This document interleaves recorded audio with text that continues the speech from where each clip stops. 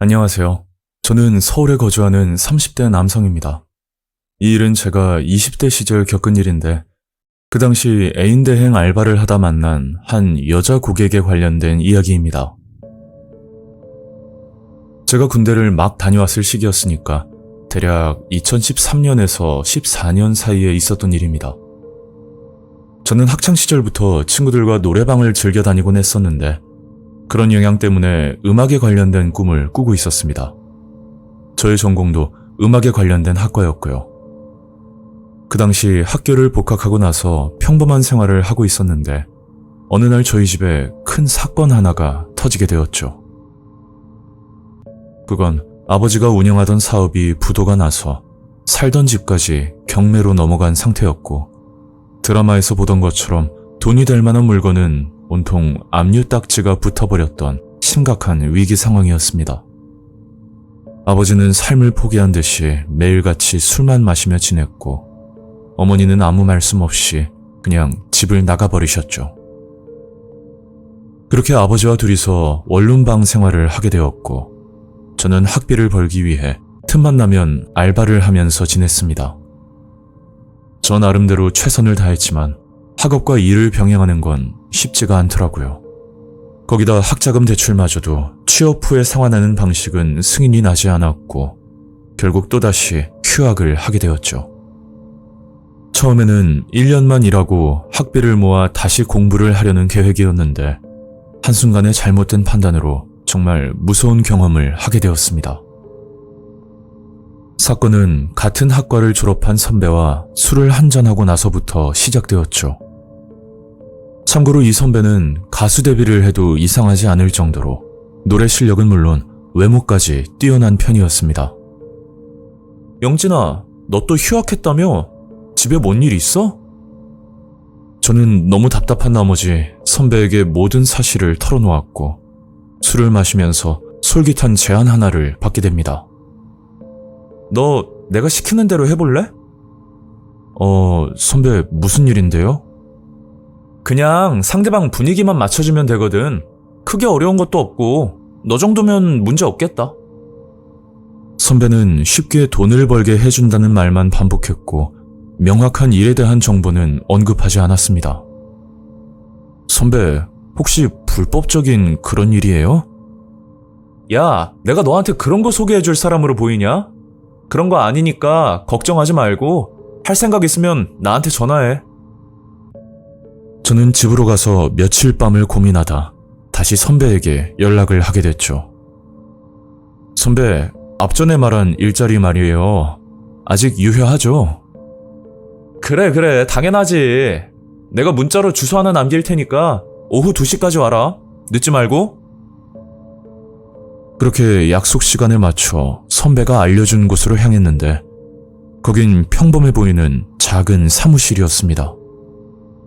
컴퓨터와 책상은 여러 개가 보였지만 이상하게 선배 말고는 아무도 없더라고요. 영진아, 형이 지금부터 설명할 테니까 잘 들어. 너 인터넷으로 애인 대행이라는 말 들어봤지? 쉽게 말해서 하루 동안 남자친구가 돼주는 거야.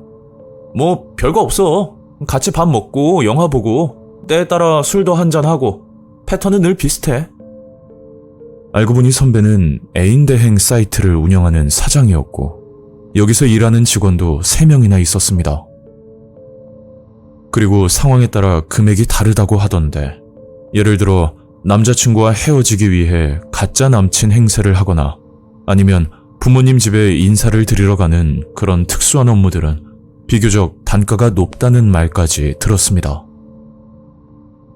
그리고 그날 오후 5시쯤 첫 번째 콜을 받고 약속 장소로 나가려고 하는데 선배가 이런 말을 하더라고요. 너 상대방이 아무리 이쁘고 마음에 들어도 단독 행동은 안 되는 거 알지? 선배의 말뜻은 일의 시간이 지나면 곧바로 복귀해야 된다는 것과 또 하나는 고객에게 개인적인 감정을 가지면 안 된다는 말이었죠. 약속 장소는 당산역 지하철 출구였고 저는 약속 시간보다 일찍 도착해서 고객을 기다리고 있던 상황이었습니다. 그리고 대략 10분 정도 지났을 때 검은색 차량 한 대가 제 앞에 정차하더니 창문을 내리는 겁니다.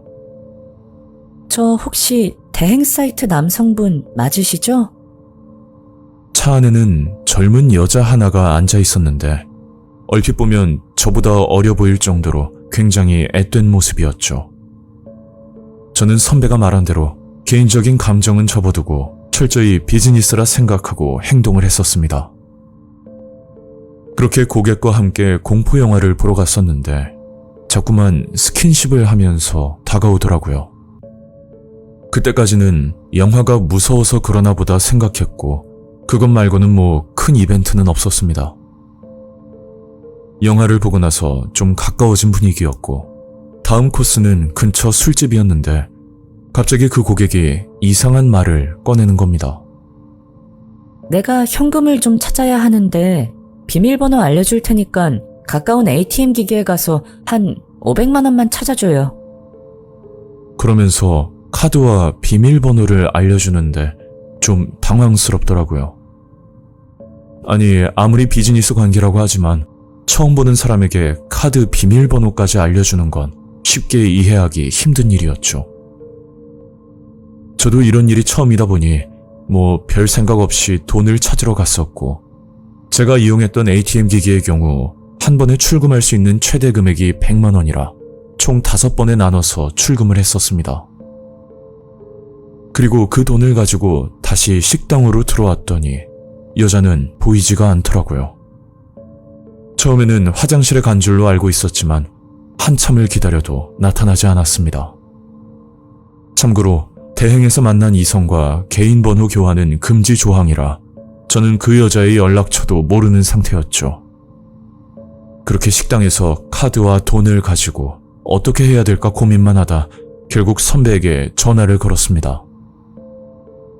선배, 저 문제가 좀 생겼는데요. 글쎄 고객님이 돈을 찾아오라고 하더니 갑자기 사라졌거든요. 아, 그래? 일단 내가 연락해 볼게. 잠깐만 기다리고 있어. 대행 사이트를 이용할 때 본인 인증을 해야 하는데 거기에 그 여자분 번호가 나와 있으니 선배가 직접 연락을 해본다는 말을 하더라고요. 그리고 한참 뒤 다시 선배의 전화를 받았는데 글쎄 이런 말을 하는 겁니다. 영진아, 고객님이 급한 일이 생겼다고 지금 댁에 계신다고 하거든? 어차피 대행 시간도 좀 남았으니까 네가 가는 길에 좀 갖다 줘라. 그렇게 저는 10시가 가까워지는 시간에 택시를 타고 선배가 알려준 주소로 향하고 있었죠. 그런데 번지수만 봤을 때는 몰랐는데 목적지에 가까워지니 좀 이상한 느낌이 드는 겁니다. 그게 도착지가 노원구에 있는 백사마을이라는 곳인데 다들 아시다시피 판자촌으로 이루어진 달동네였습니다. 거기다 택시비가 3만 원이 넘게 나올 정도로 먼 거리였고 분위기도 무섭지만 뭔가 찜찜한 기분에 택시에서 내리자마자 선배에게 전화를 걸었었죠. 선배, 여기 도착했는데요. 분위기도 그렇고 좀 이상한 것 같은데요. 야, 임마. 판자촌에 사람이 사는 게 뭐 이상하냐? 그런 곳들은 다 재개발 지역이라 오히려 부자들이 더 많은 법이야. 내가 고객님한테 연락해 볼 테니까 좀만 기다려. 그렇게 전화를 끊고 그 자리에 가만히 서 있었는데 좀 전에 타고 왔던 택시 기사님이 창문을 열고 저를 부르는 겁니다. 총각, 아니 내가 거스름돈을 잘못 준 것 같아서. 네? 아닌데. 정확하게 받았는데요. 택시기사님과 돈 문제로 인해서 한참 실랑이를 벌이고 있었는데 때마침 경찰차 한 대가 도착했고 저는 기사님이 돈 때문에 신고를 한 줄로만 알고 있었죠. 그런데 경찰분이 다가와 택시기사님과 대화를 나누는데 너무 소름이 끼치더라고요. 아니, 이 총각을 태우고 오는데 뒤에서 오토바이 한 대가 계속 따라오는 거예요. 같은 방향인 줄 알고 쭉 지켜봤더니 글쎄 이 총각이 내릴 때 저 뒤에서 숨어 있더라고요. 그러니까 기사님은 제가 택시에서 내리고 난 뒤 곧장 경찰에 신고를 하고 나서 저를 붙잡기 위해 시간을 끌었던 겁니다. 저는 돈과 카드를 보여주면서 경찰분께 설명을 드렸고 나중에 밝혀진 그 돈의 출처는 더욱 충격적이었죠. 그건 보이스피싱, 즉 사기를 당한 피해자의 돈이었는데 저는 아무것도 모르고 보이스피싱 인출책 역할을 했던 겁니다. 아직까지 의문으로 남아있는 건 저를 따라온 오토바이는 이 돈을 받으려는 목적인지 아니면 다른 이유가 있었던 건지는 끝내 알 수가 없었죠. 처음에는 경찰도 저를 보이스피싱 공범으로 의심을 했었지만 다행히 혐의를 벗어날 수 있었습니다. 그리고 저와 데이트를 했던 그 여자 고객은 흔적도 없이 사라졌다고 하는데 개인적인 추측으로 볼 때 사기 범죄에 관여한 일원 중 한 명일 거란 생각이 문득 들었습니다. 선배도 이 일을 하면서 다양한 사람들을 만났지만 또 이런 경우는 처음 본다고 하더라고요. 벌써 10년이 넘은 사건인데 아직도 그때 일만 생각하면 오싹한 기분이 들고 만약 택시 기사님이 아니었다면 저는 또 다른 범죄에 연루되었을지도 모르겠습니다. 현재는 아버지와 둘이 잘 지내고 있고 어머니의 소식은 아직까지 듣지 못했는데 부디 잘 지내고 계셨으면 좋겠습니다. 오늘 이야기는 여기까지입니다. 구독과 좋아요 잊지 않으셨죠? 다음 영상으로 또 뵐게요. 감사합니다.